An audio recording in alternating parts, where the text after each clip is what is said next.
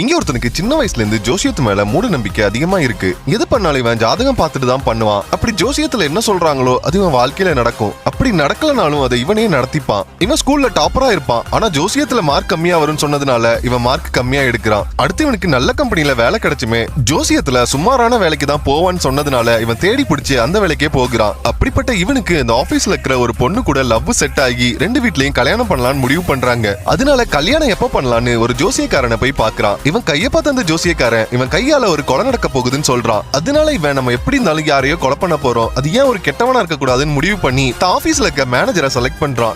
ஏன்னா அந்த மேனேஜரோ அவனோட ஒய்ஃபை கொலை பண்ணிருப்பான். இப்போ இவன் அந்த மேனேஜரை ஏமாத்தி ஒரு விஷம் இருக்கக்கூடிய பர்ஃபியூமை வாங்க வைக்கிறான். அந்த பர்ஃபியூம் அடிச்சு அவன் இறந்து போயிட்டானா இவன் மேல சந்தேகமும் வராது. அதே நேரம் இவன் ஜாதகத்துல சொன்னதும் பழிச்சிடுன்னு முடிவு பண்றான். ஆனா அந்த மேனேஜர் அந்த பர்ஃபியூமை கொண்டு வந்து இவன் கேர்ள் ஃபிரெண்ட் பர்த்டேக்கு கிஃப்டா கொடுக்குறான். அதை தடுக்க போனப்ப நடந்த கலவரத்துல அந்த மேனேஜரை இவன் அடிச்சிடுறான். அதனால இவனோட கல்யாணமும் நின்னு இவனோட வேலையும் போயிடுது. இப்போ அந்த ஜோசியக்காரன்ட்ட போய் ஐடியா கேட்கிறான். அந்த ஜோசியக்காரன் ஒரு பிசினஸ் மேனை காட்டி இவன் ரொம்பவே மோசமானவன், இவனை கொலை பண்ணுன்னு சொல்றான். இப்போ இவன் தான் ஃப்ரெண்ட் கூட சேர்ந்து அந்த பிசினஸ் மேனை கொல்றதுக்காக ஒரு பார்ட்டிக்கு போகிறான். அங்க போனதுக்கு அப்புறம் தான் தெரியுது அந்த ஜோசியக்காரனுக்கும் அந்த பிசினஸ் மேனோட ஒய்ஃபுக்கும் அஃபேர் இருக்கு அப்படின்னு. அந்த பிசினஸ் மேனை கொன்னுட்டு அவனோட சொத்தை எடுக்கிறதுக்காக தான் இவன் பிளான் பண்ணி இவனை ஏமாத்தி அனுப்பியிருப்பான். கடைசியா இவனும் அந்த பிசினஸ் மேனை காப்பாத்திட்டு தான் இவ்வளவு நாள் மூட நம்பிக்கையில பண்ண தப்புக்கெல்லாம் வருத்தப்பட்டு கடைசியா அதுல இருந்து வெளியில வந்து அந்த பொண்ணு கூட ஒன்னு சேர்ந்துடுறான். உங்கள எத்தனை பேருக்கு ஜோசியத்து மேல அபரிவிதமான நம்பிக்கை இருக்கு? கமெண்ட்ல சொல்லுங்க.